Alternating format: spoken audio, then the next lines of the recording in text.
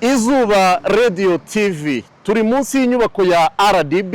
Ni inyubako masaha make byatangajwe ko itakemewe gukorerwamo n'inzego n'ibigo bya leta byayikoreragamo kubera impungenge n'ubuziranenge bwayo uburyo yubatswe. Ngira ngo byagiye bigaragazwa, abadepite bagiye bagaragaza impungenge kuri iyi nyubako bavuga bati ni inyubako bigaragaza ko ifite inenge mu bijyanye n'uburyo hari ibice byagiye bigaragara mbere ko yisatuyemo kabiri, ndetse n'uyu munsi hari ibice bigaragara kuko nubwo bari barayivuguruye hari ibice bigaragara ko yagiye yiyasamo kabiri, yagiye yisaturamo igice. Ngira nk'uko bigaragara iyi nyubako yari ifite inenge yo kuba itagomba kuba ikorerwamo kabiri. Impamvu n'itangazo rya RDB ryasohotse rivuga ko itakemewe gukorerwamo. Muri iri tangazo hakubiyemo ko abakoreraga muri ibi bigo bitandukanye byakoreraga muri iyi nyubako hari buze gutangazwa aho bazajya bakorera, kubera ko ubu ngubu guhera ku munsi w'ejo kuwa kabiri nta muntu ube yemerewe gukorera muri iyi nyubako.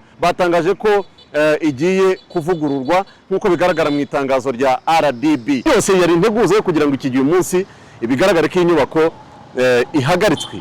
Uribaza amamiliyari yagiyeho bayubaka, ese wahawe iryo soko ninde? Kuko uyu munsi turareba ngo niba uyu munsi ikintu cyubatswe kikaba gishobora no guteza ingaruka, uwahawe iryo soko ninde ryo kugira ngo yubake iyo nyubako ariko ize kugaragaza inenge ishobora no kugira ingaruka zikomeye cyane? Kuko inyubako nk'iyi niba abahanga bashobora kuvuga ko ishobora kuba yakika ikamanuka wenda bitewe na fondasiyo cyangwa ubutaka, simbizi, ariko urumva izo ngaruka cyangwa ibyo bihombo byose bibazwa nde?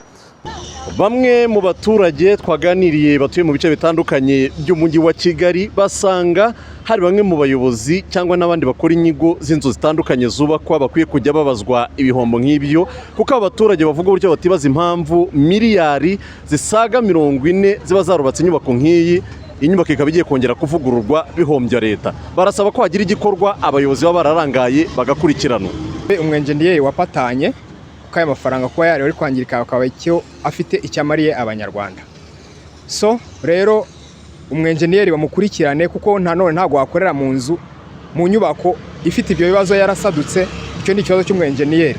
Nge nakumva iyo nzu bafunze bifite ishingiro kubera ko ntago bayikoreramo idakoze neza, itazamuye neza, ejo yagwira abantu igakora impanuka igatwara imbaga nyamwinshi y'abantu. Kugerageza gushaka ibikoresho bifatika by'ubwubatsi, kuko hari igihe bakora melange nabi y'imicanga n'amasima ugasanga nabyo biraba intandaro, cyangwa bakoresha nk'ibyuma bishaje nk'amaferabeto.